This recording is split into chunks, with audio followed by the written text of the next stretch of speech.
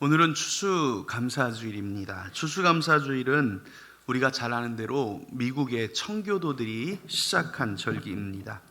청교도들이란 영국에서 신앙의 박해를 받아서 그곳에 있을 수 없기에 영국에서 배를 타고 미국까지 건너간 사람들입니다. 말 그대로 쫓겨난 사람들이에요. 그런 사람들이 신앙과 정치의 자유를 찾아 담대하게 미국을 향했습니다. 수개월의 배 여행 끝에 미국에 도착해서 그곳에 터를 잡고 그곳을 개척하고 개간하기 시작합니다. 그때는 미국에 이 사람들이 없었어요. 인디언들밖에 없었을 때예요. 이들이 처음 도착해서 그곳의 풍토를 압니까? 종자를 압니까? 그들이 그곳에서 할 수 있었던 건 많지 않았습니다. 어떻게 하다가 친해진 인디언들의 도움으로 농사를 지어 겨우 수확하기에 이르릅니다. 여러분들 농사 지어보신 분들은 알겠지만 그냥 맨 땅에 농사하면 하나도 안 돼요. 씨를 심어도 잘 나지도 않고 약치지 않으면 벌레가 다 먹습니다. 경험이 없는 이들이 겨우 개간해낸 한 해의 수확이 얼마나 됐겠어요. 그들은 그 수확을 얻기 위해 수고했습니다. 막 도착해서 풍토병으로 동료들이 죽어나갑니다. 기근으로 먹지 못해 굶어 죽습니다. 광활한 대지에 길들여지지 않은 땅에 이들은 막막한 가운데 한 해를 지냈고 그 열매로 하나님 앞에 감사의 예배를 드리기 시작한 게 추수감사의 시작입니다. 여러분, 이 감사의 시작이 어떤 시작입니까? 풍요로움이 아니었습니다. 감사의 시작은 잔치가 아니었습니다. 이들의 감사는 없는 중에, 부족한 중에, 동료를 잃어가는 슬픔 가운데, 추운 겨울을 막다트린 막막한 가운데도 드려진 감사였습니다. 우리가 드릴 수 있는 감사가 어디에서 시작해야 하겠습니까? 우리가 드릴 수 있는 감사의 삶은 어떤 삶이어야겠습니까? 우리가 어떠한 삶을 살아야 할지 오늘 성경은 우리 그리스도인들에게 세 가지 명령을 주십니다. 항상 기뻐하라, 쉬지 말고 기도하라, 범사에 감사하라. 그리고 그 이유가 너무 명확하게 나오죠. 이는 그리스도 예수 안에서 너희를 향하신 하나님의 뜻이니라. 하나님의 뜻이 뭘까요? 우리가 살면서 많은 분들이 하나님의 뜻을 묻곤 합니다. 재난, 고난, 아픔이 닥치면 우리가 뜻을 묻습니다. 하나님, 왜 나에게 이런 고난을 주십니까? 하나님, 왜 나에게 이런 아픔을 주셨습니까? 하나님, 왜 우리 아버님을 데려가셨습니까? 하나님, 왜 우리 가족에게 슬픔을 주십니까? 그런데 이렇게 물으신 분들에게 제가 물어보면 대답을 들으신 분들이 없어요. 왜일까요? 질문이 조금 잘못됐습니다. 하나님은 그런 질문에 묵묵부답입니다. 오늘의 본문 말씀을 기초로 한번 생각해 보십시다. 우리가 하나님의 뜻을 묻는다면 왜라고 물으면 안 돼요. 여러분, 하나님은 우리의 아버지이시며 우리에게 복 주시는 분이심을 분명하게 믿으십니까? 그렇죠? 믿고 있어요. 나를 사랑하시고 나에게 복 주시는 분이심을 믿고 있는데, 나의 인생에 계획이 있으시고 나를 축복하시는 분이심을 믿고 있는데, 하나님 왜 나에게 고난을 주세요? 라고 물으면 그 순간에 내 믿음이 사라져버리는 거예요. 왜요? 하나님이 나를 사랑하지 않는구나 라는 생각이 들어가거든요. 그러면 우리가 하나님의 뜻을 알기 위해 무엇을 물어야 할까요? 우리가 물어야 될 방법을 조금만 바꾸면 됩니다. 하나님, 이 고난 가운데 내가 무엇을 하기를 원하십니까? 물어보세요. 하나님, 이 시험 속에서 내가 어떻게 하기를 원하십니까? 물어보세요. 하나님이 기쁨을 주셨습니까? 하나님, 이 기쁨을 통해 제가 무엇을 깨닫기를 원하십니까? 물어보세요. 정말로 하나님의 응답이 쏜살같이 임할 겁니다. 여러분들에게 분명한 응답을 주십니다. 하나님의 뜻은 분명하고 우리 삶에 분명하게 임하는 음성인데 우리는 자꾸 잘못 질문을 했던 것입니다. 그래서 오늘 우리를 향한 그 하나님의 뜻이 무엇인지, 하나님이 우리가 우리 삶 속에 고난 가운데 무엇을 하기를 원하시는지, 시험 가운데 어떻게 살기를 원하시는지 그 응답이 오늘 본문에 먼저 나와 있습니다. 여러분들 삶에서 하나님은 여러분들이 첫 번째 어떻게 하라고 하십니까? 항상 기뻐하라 말씀합니다. 기쁨의 삶이 뭘까요? 라고 물으시면 우리 기쁨의 반대는 뭐예요? 보통 슬픔을 생각하지요. 그런데 우리 슬퍼할 일은 그렇게 많지 않아요. 어제 장례당한 가정이 있어서 가족을 잃는 슬픔이 큽니다. 그런데 그 외에 그렇게 슬픔은 오히려 많지 않아요. 그럼 기쁨을 방해하는 반대의 또 다른 상태는 뭐가 있을까요? 바로 분노입니다. 또는 원망, 짜증, 화냄, 이러한 상태들입니다. 그런데 하나님은 성도들에게 이런 상황이 오지 않게 하겠다 말씀하지 않아요. 항상 네가 기뻐하는 상황만 주시겠다 말씀하는 게 아니에요. 뭐라고 해요? 항상 기뻐하라 명령을 하십니다. 삶에 고난이 오고 분노 또는 화낼 상황이 올 때 사람들은 분연히 다투고 성냅니다. 얼마나 성을 잘 내냐면 요나서에 보면 요나가 니느웨가 망하는 거 구경하려고 동굴을 파고 구경하는데 날이 너무 뜨거웠어요. 그래갖고 햇빛 좀 가리고 싶었는데 하나님이 박넝쿨을 예비해서 햇빛을 가려주셨어요. 시원했어요. 그런데 다음날 하나님이 벌레로 그 박넝쿨을 먹게 하셔서 박넝쿨이 사라지게 하시니까 요나가 이 박넝쿨 없앴다고 하나님 앞에 화를 냅니다. 그래서 네가 이 박넝쿨로 나에게 화내는 것이 맞냐 하니까 요나가 뭐라고 대답하는지 아세요? 내가 성내어 죽기까지 할지라도 옳으니이다. 참 기가 막힌 대답이죠. 이 사람의 직책이 뭔지 아세요? 선지자예요. 선지자가 그렇게 화를 내요. 뭐 아무것도 아닌 거에 불같이 열불을 냅니다. 선지자도 그럴 수 있고 성도도 그럴 수 있습니다. 그래서 성경은 우리에게 말씀하기를 기뻐하기를 선택하라고 하시는 것입니다.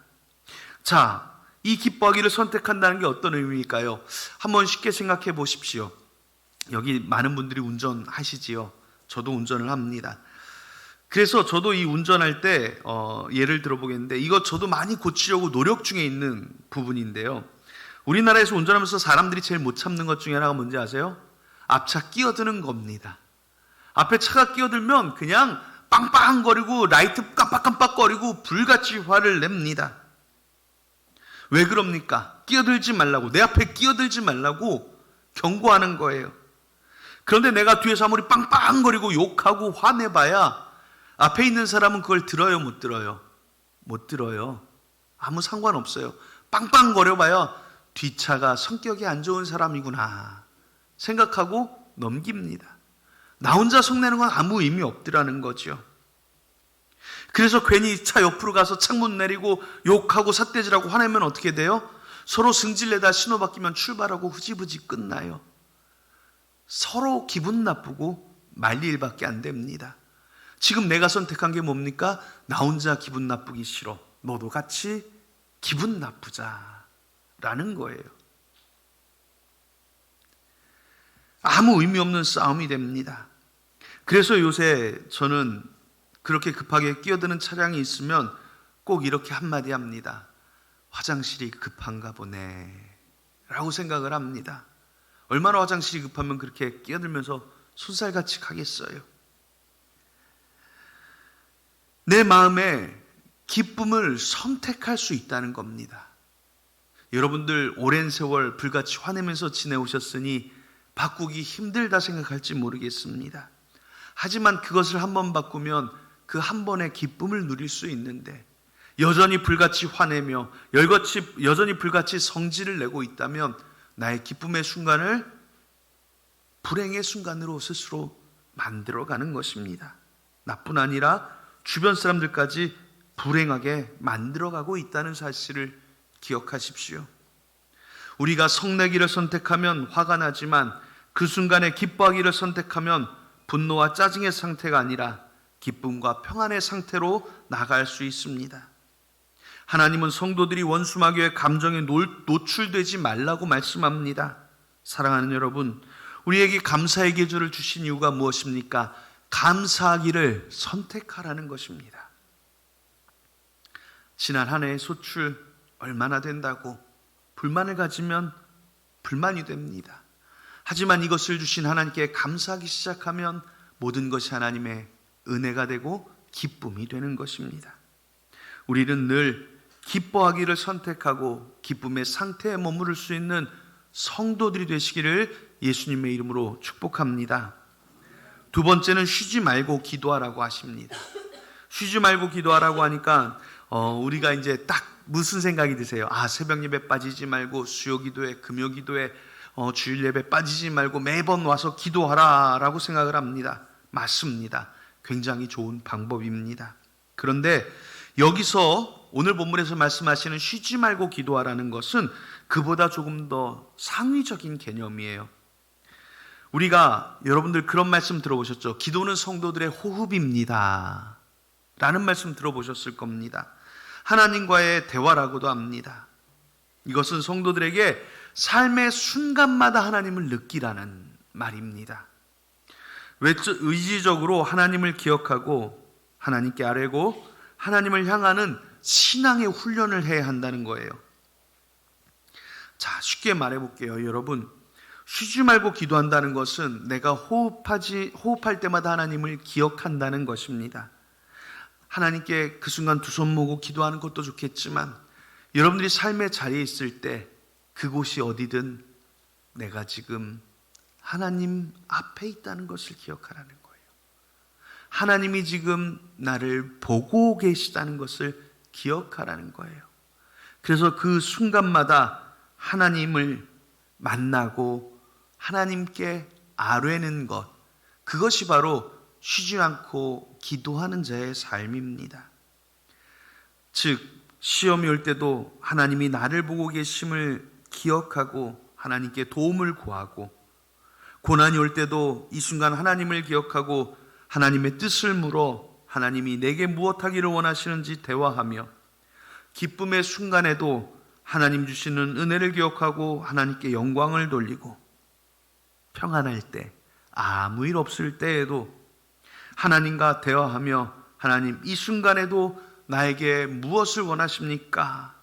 나에게 평안을 주신 이유가 무엇입니까? 물으며 나아갈 때, 우리가 순간마다 호흡하며 하나님을 기억할 때 무슨 이득이 있어요? 그 순간 하나님의 사랑을 느끼고 축복을 누리고 은혜를 받게 되는 거예요.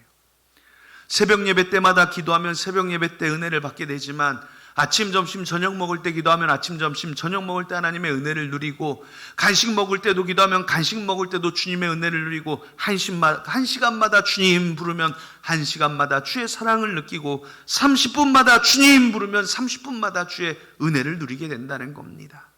매 순간 하나님이 나를 보고 계심을 기억하십시오. 지금 나를 돌보시는 하나님을 기억하십시오. 그리고 하나님께 감사하며 나가십시오. 하나님, 나를 지금도 지켜보고 계셔서 감사합니다. 하나님, 지금도 나와 함께 해주시니 감사합니다. 주님, 지금도 나에게 응답하여 주시니 감사합니다. 매 순간이 주님과 함께 있는 것을 깨닫는 것, 거기에서 쉬지 않고 기도하는 삶이 시작됩니다. 마지막으로 우리에게 말씀하십니다. 범사에 감사하라. 이 시간 한 가지 물어보겠습니다. 여러분의 인생의 모든 순간 하나님이 여러분들과 함께하고 계심을 믿습니까? 그렇죠.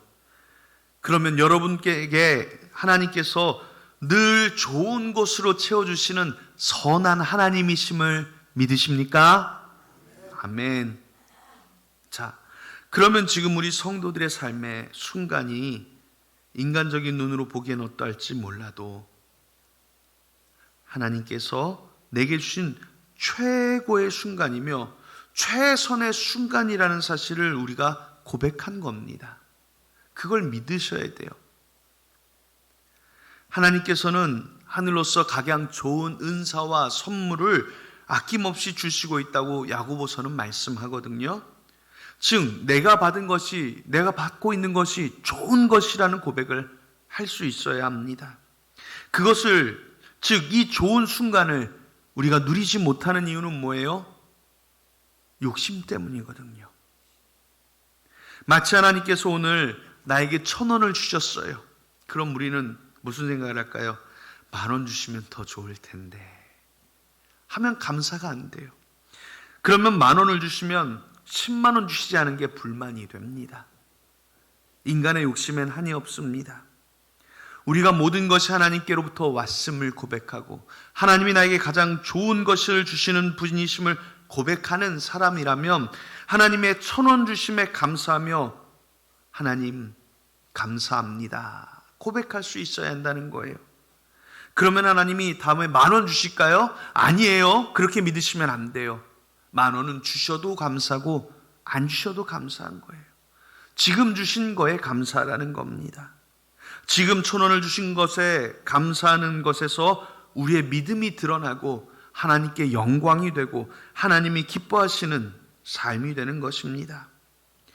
죄송한 말씀이지만 지금 1,000원에 감사하면 다음에 100원에 감사하실 수 있고 다음에 10원에도 감사할 수 있고 그 다음엔 아무것도 없음에도 감사할 수 있을 때 욥과 같이 내가 모태에서 알몸으로 나왔사온즉 알몸이 그리로 돌아가올지라 주신 이도 여호와시요 취하신 이도 여호와시오니 오직 여호와 이름이 찬송을 받으실지니이다 하며 감사할 수 있는 삶이 되는 것입니다.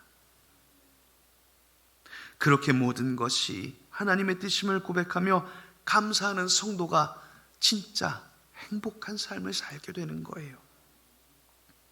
그 상태에 이른 성도는 삶에 어떤 악한 영이 와서 흔들어도 욥처럼 흔들리지 않는 삶이 되며 하나님의 선하신 손길을 매 순간 느끼며 매 일마다 느끼며 하나님과 동행하는 삶이 됩니다. 하나님과 동행하는 삶이 어떤 삶이에요? 에녹은 365년간 하나님과 동행하다가 그가 하나님과 동행함을 보고 하나님이 그를 데려가셨습니다. 이 땅에서 죽음을 보지 않았다고 그래요. 하나님과 동행하는 삶을 하나님이 얼마나 기뻐하시면 데려가셨겠습니까? 사랑하는 여러분, 우리가 지금 인생이 광야 길에 있는 것 같습니까? 어려워요? 조금 어려우면 좀 어떻습니까? 다윗은요, 사울에게 쫓겨서 10수년간을 광야 생활을 했어요. 광야를 행하며 다 사울의 군대가 나타났다 그러면 이 수풀에 숨었다가 저 광야로 도망갔다가 동굴로 숨었다가 끊임없이 도망자의 삶을 삽니다. 하지만 사울에게 쫓겨 광야를 헤매이던 그때에도 다윗은 기쁨으로 감사의 시편을 지었습니다. 그 위급한 순간에도 다윗은 하나님께 감사의 노래를 불렀습니다. 그래서 다윗이 왕이 될 수 있었던 거예요. 왜요? 어떤 고난의 순간에도 감사하며 하나님을 찬양하는 사람이었기에 왕이 되어서도 하나님께 감사할 수 있는 사람이 되었기 때문입니다. 감사와 찬양으로 축복받은 게 아니라 감사와 찬양을 할 줄 아는 사람이니까 어떠한 상황에 갖다 놔도 끄떡하지 않을 것을 하나님이 알기에 그를 왕의 자리까지 올리신 거예요. 다윗이 왕이 되어서 감사한 게 아니라 다윗은 광야의 도망자 시절에 더 감사했습니다. 사랑하는 여러분, 우리의 삶에 하나님이 주신 모든 것이 선하시고 우리에게 지금도 가장 좋은 것으로 주시고 계시다는 그 사실을 지금도 마음에 굳게 믿으시고 어떠한 순간에도 하나님께 감사할 수 있는 성도들 되시기를 예수님의 이름으로 축복합니다. 우리가 추수감사주를 지키는 이유가 무엇이겠습니까? 우리가 이 시간을 통해 더욱 하나님 안에서 기뻐하는 삶을 살아가라고 명령하는 것입니다. 기뻐하는 삶. 두 번째는 뭐예요? 기도하는 삶. 범사에 기도하라 하시는 말씀을 통해서 우리가 하나님 앞에 살아가고 있음을 고백하며 매 순간 모든 일에 범사에 하나님의 손길을 느끼라는 거예요. 그리고 그렇게 하나님 앞에 보이며 살아갈 때 하나님께 모든 순간에 감사할 수 있고 하나님께 영광 돌리는 성도가 될 것입니다. 이 추수감사주일 우리 모두가 기뻐하며 기도하며 감사하는 삶의 은혜를 누리는 성도들 되시기를 예수님의 이름으로 축복합니다. 기도하겠습니다. 하나님, 우리가 오늘도 기뻐하기를 선택하게 하시고 모든 삶의 순간마다 하나님의 손길을 느끼게 하여 주시며 무엇보다도 사랑하는 성도들 모든 일에 하나님의 선하심을 믿으며 주의 뜻이 이루어질 줄 믿고 감사하는 마음 갖게 하여 주사 성도들의 삶에 행복이 넘쳐나게 하시고 즐거움이 넘쳐나게 하시고 그를 통하여 예수님 믿는 참된 축복으로 누리게 하여 주시옵소서. 우리의 마음마다 하늘로서 임하는 주의 은혜와 은총도 입혀 주시기 원하오며 예수님의 이름으로 기도하옵나이다. 아멘.